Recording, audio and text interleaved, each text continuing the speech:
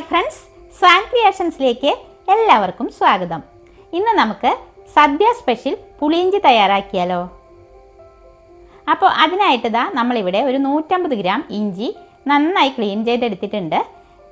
ഇതിനി നമുക്കൊന്ന് വട്ടത്തിൽ കനം കുറച്ച് അരിഞ്ഞെടുക്കണം. അതുപോലെ ഒരു 12 ചെറിയുള്ളി എടുത്തിട്ടുണ്ട്. ഇതും നമുക്കൊന്ന് കനം കുറച്ച് അരിഞ്ഞെടുക്കാം കേട്ടോ. പിന്നെ കുറച്ച് വേപ്പില എടുത്തിട്ടുണ്ട്. ഒരു 10-12 കാന്താരി മുളകും എടുത്തിട്ടുണ്ട്. ഇനി നമുക്ക് ഒരു നെല്ലിക്ക വലിപ്പത്തിലുള്ള വാളൻപുളി 1/2 കപ്പ് തിളച്ച വെള്ളം ഒഴിച്ചിട്ട് ഒന്ന് കുതിർത്ത് വയ്ക്കാം. ഇതൊന്ന് കുതിർന്ന് കഴിയുമ്പോൾ നമുക്കിതൊന്ന് അരിച്ചെടുത്ത് മാറ്റി വയ്ക്കാം കേട്ടോ.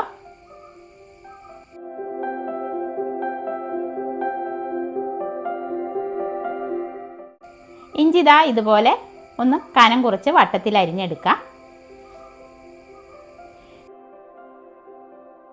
പിന്നെ ഒരു 75 ഗ്രാം ശർക്കര ഒരു 1/2 കപ്പ് വെള്ളം ഒഴിച്ചിട്ട് ഒന്ന് മെൽറ്റ് ചെയ്തെടുക്കണം. ഇതും നമുക്ക് അരിച്ച് മാറ്റി വയ്ക്കാം.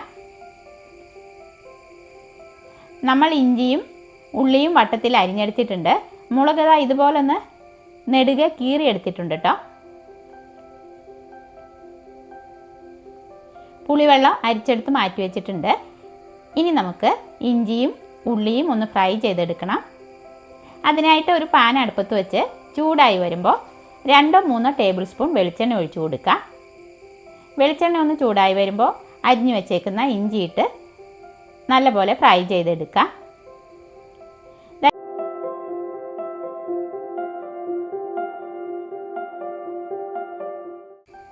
ഇഞ്ചി ഒരു പകുതി പാകമായി വരുമ്പോൾ ഇതിലേക്ക് ഒരു ചെറിയ കഷ്ണം കായം കൂടി ഇട്ട് കൊടുക്കുന്നുണ്ട്. കായപ്പൊടിയാണ് ചേർത്ത് കൊടുക്കുന്നതെങ്കിൽ ഇങ്ങനെ കട്ടക്കായം ചേർത്ത് കൊടുക്കേണ്ടതില്ല കേട്ടോ.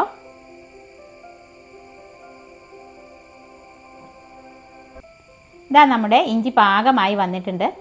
നല്ല കിലുകിലാന്നായിട്ടുണ്ട് കേട്ടോ. കായവും ഇഞ്ചിയും നല്ല ഫ്രൈ ആയി കിട്ടിയിട്ടുണ്ട്.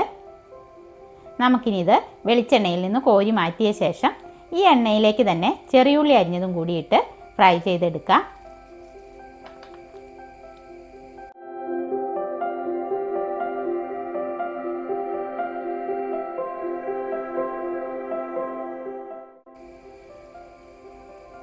അപ്പോൾ ചെറിയുള്ളിയും ഒരിഞ്ഞു വന്നിട്ടുണ്ട്. ഇതും വെളിച്ചെണ്ണയിൽ നിന്ന് കോരി മാറ്റിയ ശേഷം നമുക്ക് ഈ വെളിച്ചെണ്ണ തന്നെ മതിയാകും കേട്ടോ കറി തയ്യാറാക്കാനായിട്ട്. ഇനി വറുത്തെടുത്ത ഇഞ്ചിയും ചുമന്നുള്ളിയും നമുക്ക് മിക്സി ജാറിലിട്ട് തരിതരിയായിട്ടൊന്ന് പൊടിച്ചെടുക്കണം. ഒട്ടും ജലാംശം ഇല്ലാത്ത മിക്സി ജാറിലേക്ക് ഇഞ്ചിയും ഉള്ളിയും ഇട്ട് കൊടുത്ത് ഒന്ന് പൊടിച്ചെടുക്കാം.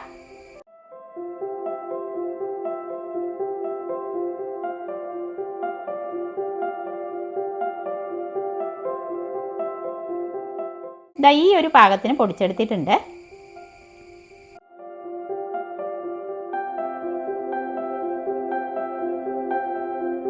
ഒരു മൺചട്ടി അടുപ്പത്ത് വെച്ച് ചൂടായി വരുമ്പോൾ നമ്മൾ ഇഞ്ചി വറുത്തെടുത്ത ആ വെളിച്ചെണ്ണ ഉണ്ടല്ലോ, അത് തന്നെ നമുക്ക് ചട്ടിയിലേക്ക് ഒഴിച്ചു കൊടുക്കാം. എണ്ണ ഒന്ന് ചൂടായി വരുമ്പോൾ നമുക്ക് ആദ്യം കാന്താരി മുളക് ഇട്ട് കൊടുക്കാം. കാന്താരി മുളക് ഒന്ന് കളർ മാറി വരുമ്പോൾ 2 വറ്റൽ മുളക് മുറിച്ചിട്ട് കൊടുക്കുന്നുണ്ട്. 2 തണ്ട് വേപ്പില ചേർക്കാം.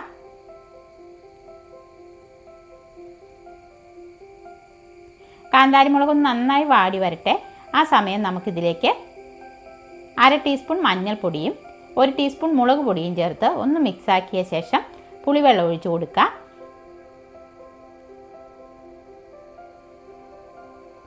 പുളിവെള്ളം നന്നായിട്ട് തിളച്ച് വരണം കേട്ടോ. നമ്മളെടുത്ത പുളി മുഴുവനും പിഴിഞ്ഞെടുത്തിട്ടുണ്ട്. പുളിവെള്ളം തിളച്ച് വന്ന ശേഷം നമ്മളിതിലേക്ക് 1 ടീസ്പൂൺ ഉപ്പ് ചേർത്ത് കൊടുക്കുകയാണ്. നോക്കിയിട്ട് വേണമെങ്കിൽ പിന്നെ ചേർത്ത് കൊടുക്കാം കേട്ടോ. അതിനുശേഷം നമ്മൾ വറുത്ത് പൊടിച്ചു വച്ചേക്കുന്ന ഇഞ്ചിയുടെയും ഉള്ളിയുടെയും മിക്സ് ചേർക്കാം. പിന്നെ നമ്മൾ ഉരുക്കി അരിച്ചു വച്ചേക്കുന്ന ശർക്കരപ്പാനി കൂടി ചേർത്ത് ഒരു നുള്ളു ഉലുവാപ്പൊടി കൂടി ചേർത്ത് കൊടുക്കുക. എന്നിട്ട് നന്നായി മിക്സാക്കി കൊടുക്കുക.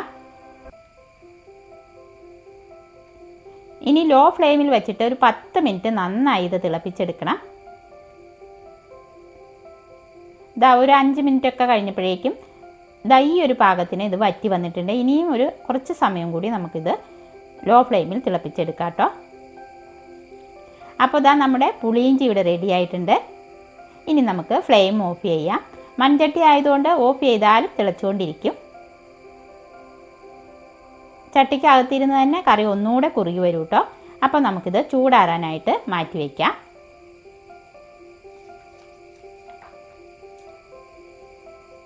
ഇതാ നമ്മുടെ പുളിയിഞ്ചി നന്നായിട്ട് ചൂടാറി വന്നിട്ടുണ്ട്. ഇനി നമുക്കിത് ഒരു ബൗളിലേക്ക് മാറ്റി കൊടുക്കാം. ഇതാ ഇതുപോലെ ഒരു ചില്ല് ഭരണിയിലേക്ക് മാറ്റി വയ്ക്കുകയാണെങ്കിൽ ഇത് 2-3 ആഴ്ചയൊക്കെ കേടാകാതിരിക്കും കേട്ടോ. അപ്പോൾ ഈ ഓണത്തിന് എല്ലാവരും ഇതുപോലൊരു പുളിയിഞ്ചി ഉണ്ടാക്കി നോക്കണേ, നല്ല ടേസ്റ്റാണ്. അപ്പോൾ ഇന്നത്തെ നമ്മുടെ പുളിയിഞ്ചിയുടെ വീഡിയോ എല്ലാവർക്കും ഇഷ്ടപ്പെട്ടെങ്കിൽ ലൈക്ക് ചെയ്യാനും ഷെയർ ചെയ്യാനും സബ്സ്ക്രൈബ് ചെയ്യാനും മറക്കല്ലേ. അടുത്ത വീഡിയോയിൽ നമുക്ക് വീണ്ടും കാണാം.